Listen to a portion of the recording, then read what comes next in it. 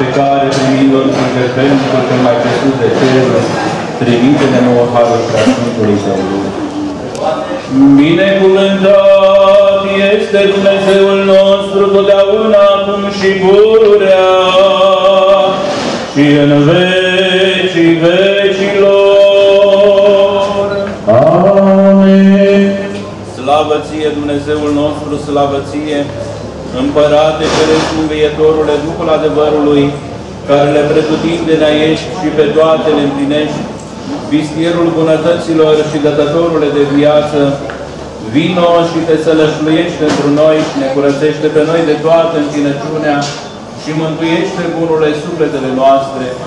Sfinte Dumnezeule, Sfinte tare, Sfinte fără de moarte, miluiește-ne pe noi.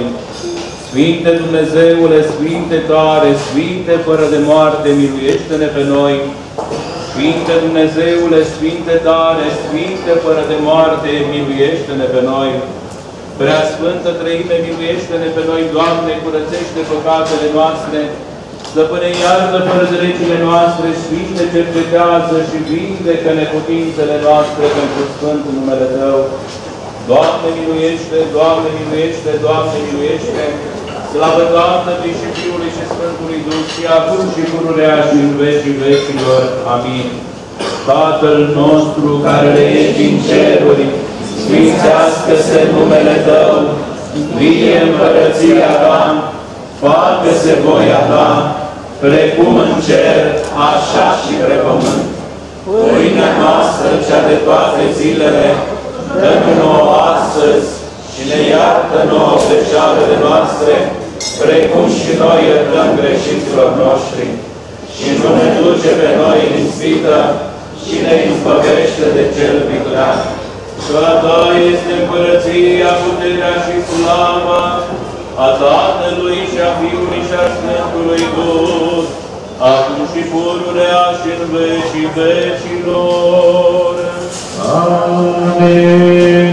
Cu duhurile dreptilor celor ce s-au săvârșit, odihnește Mântuitorule, și sufletele adormiților robilor Tăi, păzindu-i pe dâns și într-o viața Cea fericită, care este la Tine, iubitorule de oameni, într-o odihna Ta, Doamne, unde toți sfinții Tăi se odihnesc, odihnește și sufletele adormiților robilor Tăi, că Tu singur ești fără de moarte. Slavă Tatălui și Fiului și Sfântului Duh!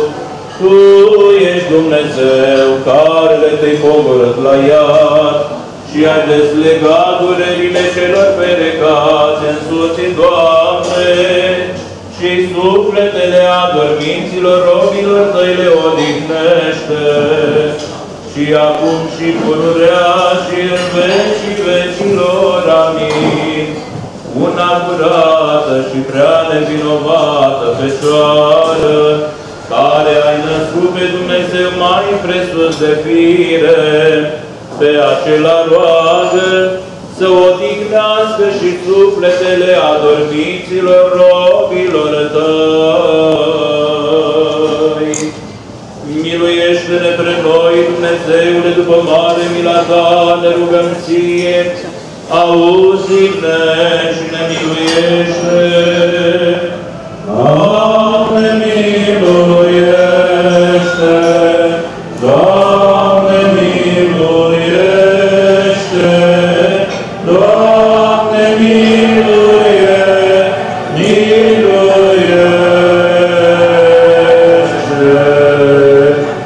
Încă ne rugăm pentru odihna sufletelor adormiților robilor lui Dumnezeu, Lidia, Domnica, Valeria, Pirinița, Olimpia, Paula, Liliana, Georgeta, Virginica, Doina, Paula, Gabriela, Elvira, Dorina, Tatiana, Daniela, Elena, Mariana, Mariana, Valeria, Despina, Marcela, Mihaela, Demetra, Mariana, Lucia, Marina, Felicia, Mariane, Nadia, Maria Linda, Liliana, Tamara, Anca, Maria Ronica, Georgeta, Gina Rosaria, Mariana Paula, Mariana Valentina, Daniela, Petruța, Livia, Dumitra, Ildico, Maria Viorica, Maria, Ana, Livia, Alexandrina, Marcela, Ghergina, Carmen, Ileana, Rodica, Erika, Mioara, Mihaela, Ileana, Cristina, Gabriela, Magda,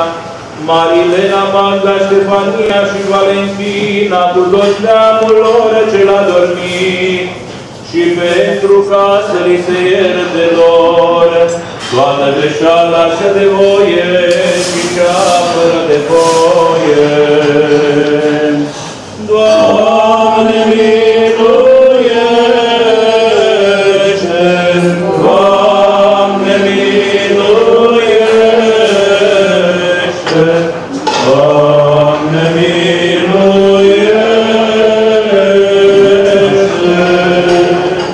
Ca Domnul Dumnezeu să așeze sufletele lor, unde dreptii se odihnesc, mila lui Dumnezeu, împărăția cerului și iertarea păcatelor lor.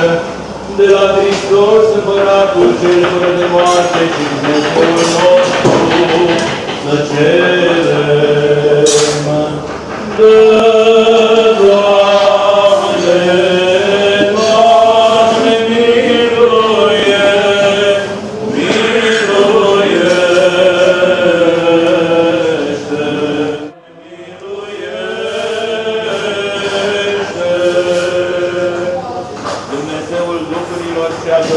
care călca moartea și pe diavolul ai surpat și ai dăruit viață lumii tale, însuți, Doamne, odihnește și sufletele adormiților robilor tăi, Lidia, Domnica, Valeria, Chirilița, Olimpia, Paula, Liliana, Georgeta, Virginica, Dorina, Paula, Gabriela, Elvira, Dorina, Tatiana, Daniela, Elena, Mariana, Maria, Despina, Marcela, Micaela, Demetra, Mariana, Lucia, Marina, Felicia, Mariana, Nadia, Maria, Rita, Liliana, Tamara, Anca, Maria, Rita, Georgeta, Tina, Rosaria, Mariana, Paula, Mariana, Valentina, Daniela, Petruța, Lucia, Dumitra, Indico, Maria, Viorica, Mariana, Lucia, Alexandrina, Marcela, Virgina, Carmen, Elena, Rosica, Iesca, Mioara, Mihaela, Elena, Cristina, Gabriela, Marta, Marilena, Marta, Ștefania și Valentina, Rotoția,